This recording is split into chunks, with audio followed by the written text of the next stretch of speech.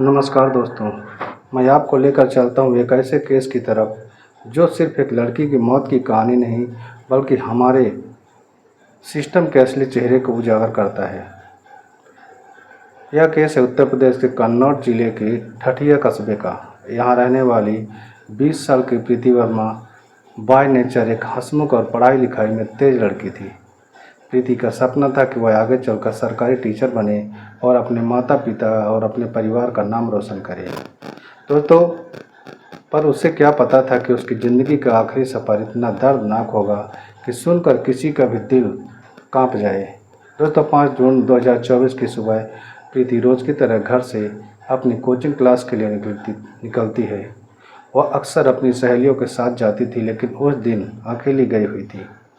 दोस्तों, दोपहर 1 बजे तक जब प्रीति घर नहीं लौटी तो उसके माँ बाप को थोड़ा अजीब लगा और कॉल करने की कोशिश की तो फ़ोन स्विच ऑफ आया। शुरू में सबको लगा शायद बैटरी ख़त्म हुई होगी, लेकिन शाम होते होते यह पूरे परिवार को चिंता में और डर में बदल गई। परिवार ने इधर उधर पता किया, पास के लोगों से भी पूछा, लेकिन कहीं से कोई क्लू नहीं मिला। दोस्तों, मजबूरन पिता रामनाथ वर्मा थाने पहुंच जाते हैं और अपनी बेटी के गुमशुदगी की रिपोर्ट दर्ज कराने की मांग करने लगते हैं, लेकिन वहां का रवैया ऐसा था जैसे प्रीति कोई अपनी लड़की हो जो किसी लड़के के साथ भाग गई हो। पुलिस ने कह दिया 2 दिन रुकिए, खुद ही लौट आएगी। दोस्तों, 2 दिन बीते, 3 दिन बीते, प्रीति का कुछ अता पता नहीं चला। गांव वालों के दबाव में पुलिस ने आखिरकार ढीली ढाली FIR दर्ज कर ली, मगर न तो कॉल रिकॉर्ड्स खंगाले, न CCTV फुटेज, न दोस्तों से पूछताछ। सब कुछ कागजों में ही चलता रहा। दोस्तों, 7 जून की सुबह गांव से करीब 3 किलोमीटर दूर एक सरसों के खेत में एक लाश पड़ी हुई मिली। हालत इतनी खौफनाक थी कि किसी का भी कलेजा कांप जाए। बॉडी बुरी तरह से नोची गई थी, कपड़े अस्त व्यस्त थे और चेहरा पहचान में नहीं आ रहा था। मौके पर पहुंचे प्रीति के परिजनों ने जैसे ही देखा, उनकी दुनिया उजड़ गई। गांव में गुस्से का माहौल बन गया। लोग यही सवाल कर रहे थे कि आखिरकार प्रीति की ऐसी हालत किसने की। अगर पुलिस समय पर एक्ट करती तो क्या प्रीति जिंदा नहीं बच सकती थी। दोस्तों, प्रीति की पहली पोस्टमार्टम रिपोर्ट में साफ दिखा था कि मौत गला दबाने से हुई है और शरीर पर संघर्ष के निशान हैं। पर जब यह मामला मीडिया में गरमाने लगा तो कुछ दिनों बाद दूसरी रिपोर्ट लाई गई। उसमें कहा गया न रेप हुआ है न मर्डर, मौत सिर्फ जहर खाने से हुई है। सोचिए, एक ही बॉडी से 2 बिल्कुल अलग रिपोर्ट्स, आखिर सच कौन सा है? क्या प्रीति ने सच में खुद जहर खाया है? अगर खाया तो खेत में उसके कपड़े अस्त व्यस्त क्यों मिले? शरीर पर गहरी चोटें कैसी आई और चेहरे को जानबूझकर क्यों जलाया गया? दोस्तों, इसी दौरान परिवार और ग्रामीणों ने धरना प्रदर्शन शुरू कर दिया। सबकी मांग थी कि प्रीति को इंसाफ मिले, लेकिन सिस्टम ने वही किया जो अक्सर ऐसे मामलों में हुआ करता है। पुलिस वालों का तबादला, कुछ अफसरों का सस्पेंशन और मामला एकदम ठंडा करने के लिए इंटरनेट बैन कर दिया गया। लेकिन सबसे बड़ा सवाल अभी भी वहीं खड़ा है। दोस्तों, क्या यह महज एक सुसाइड था या फिर प्रीति को इंसाफ से वंचित रखने के लिए गढ़ी एक कहानी है? क्या सच में कोई पावरफुल शख्स इसमें शामिल है जिसे बचाने के लिए पूरी जांच पटरी से उतार दी गई है?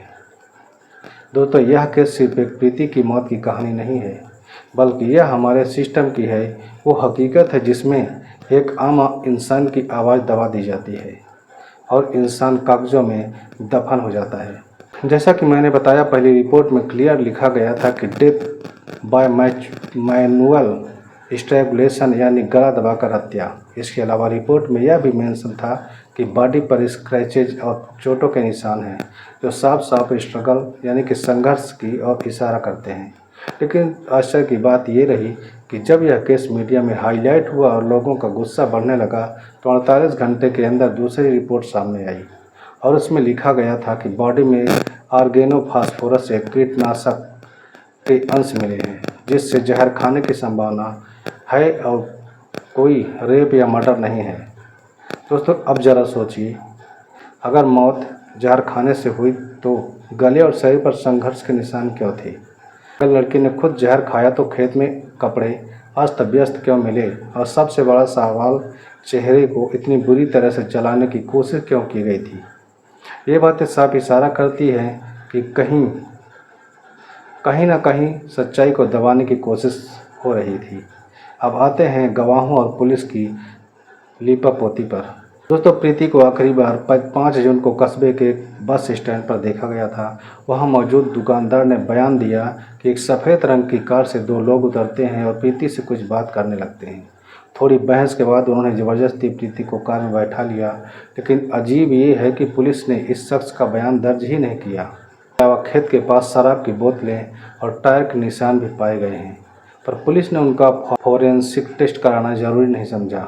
न तो मिट्टी के सैंपल उठाए गए और न ही मोबाइल टावर डंप चेक किया गया। यानी आसपास उस वक्त कौन कौन से मोबाइल नंबर एक्टिव थे, ये तक पता नहीं किया गया था।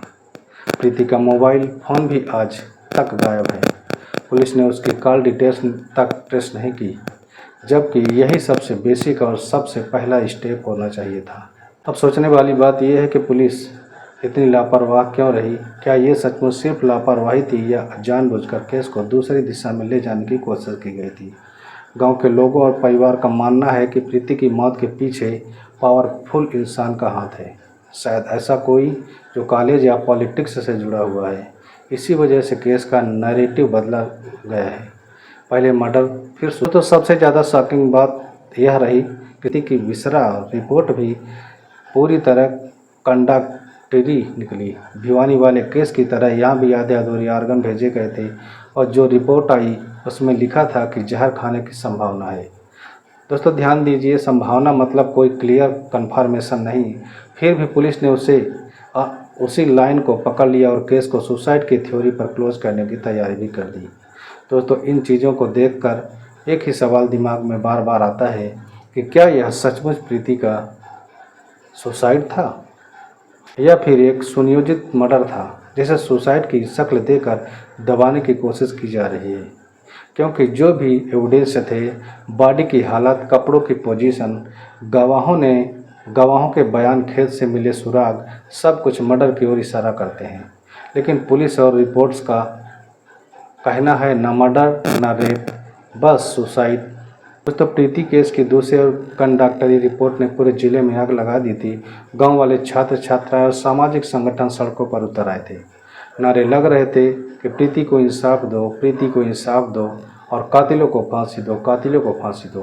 दोस्तों, परिवार का साफ साफ कहना था कि जब तक असली दोषियों को गिरफ्तार नहीं करेंगे वे अंतिम संस्कार नहीं करेंगे।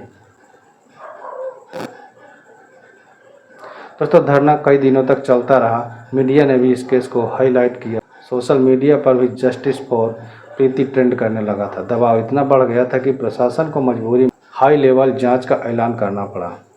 सरकार ने कहा कि केस अब सीबीआई के हवाले किया जाएगा और तीसरा पोस्टमार्टम लखनऊ के एसजीपीजीआई हॉस्पिटल में होगा। लेकिन दोस्तों, सच यही है कि तीसरे पोस्टमार्टम में भी कुछ नया सामने नहीं आया। रिपोर्ट वही घिसा पिटा बयान दोहराती रही। शरीर में कीटनाशक कैंक मिले, रेप का कोई सबूत नहीं, गले के निशान क्लियर नहीं, यानी पहले जैसी गड़बड़ियाँ ही दोहराई गई। अब सवाल उठता है कि क्या सच कभी सामने आएगा। प्रीति के परिवार का मानना है कि यह केस किसी बेहद ताकतवर इंसान से जुड़ा हुआ है, कोई ऐसा जिसे बचाने के लिए इस पूरे सिस्टम में पोस्टमार्टम रिपोर्ट से लेकर पूरी इन्वेस्टिगेशन तक को मैनिपुलेट किया है। दोस्तों, आप सोचकर बताइए, अगर सच में प्रीति ने जहर खाया था तो खेत में कपड़े उसके अस्त व्यस्त क्यों थे, चेहरे को जलाने की जैसी हैवानियत क्यों हुई, गवाहों के बयान दबा क्यों दिए गए और फ़ोन, टायर, मार्क्स, शराब की बोतलें, ये सब आखिर क्यों नज़रअंदाज कर दिए गए। इन सवालों का जवाब कभी नहीं मिला। दोस्तों, आज भी प्रीति के परिवार की एक ही मांग है, हमारी बेटी का सच सामने आना चाहिए। लेकिन सच तो यह है कि इस केस को इतने लूप होल्स, गलत रिपोर्ट्स और ढीली ढाली जांच से इतना उलझा दिया गया है कि असली कातिल चाहे सामने भी आ जाए, कोर्ट में आसानी से वो बरी हो जाएगा।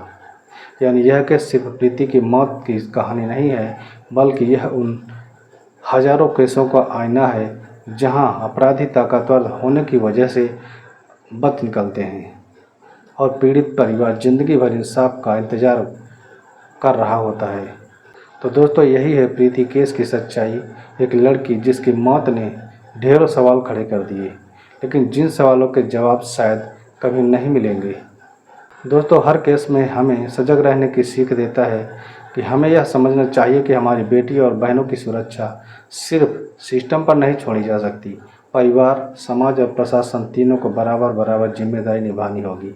अगर समय रहते पुलिस ईमानदारी से काम करे, समाज चुप न बैठे और सरकार दबाव में आने के बजाय पारदर्शी तरीके से जांच करवाए, तो प्रीति जैसी मासूम लड़कियों को इंसाफ मिल सकता है। दोस्तों यह कहानी आपके लिए सिर्फ एक घटना नहीं बल्कि एक सीख है। हमारा मकसद आपको डराना या किसी का दिल दुखाना नहीं, बल्कि आपको सतर्क और जागरूक बनाना है। दुनिया में बहुत कुछ ऐसा होता है जिससे हम अनजान रहते हैं, लेकिन अगर हम सतर्क रहें तो कई मुसीबतों से बच सकते हैं। दोस्तों अगर आपको यह वीडियो पसंद आया हो तो इसे लाइक करें और अपनी राय हमें कमेंट में ज़रूर बताएं।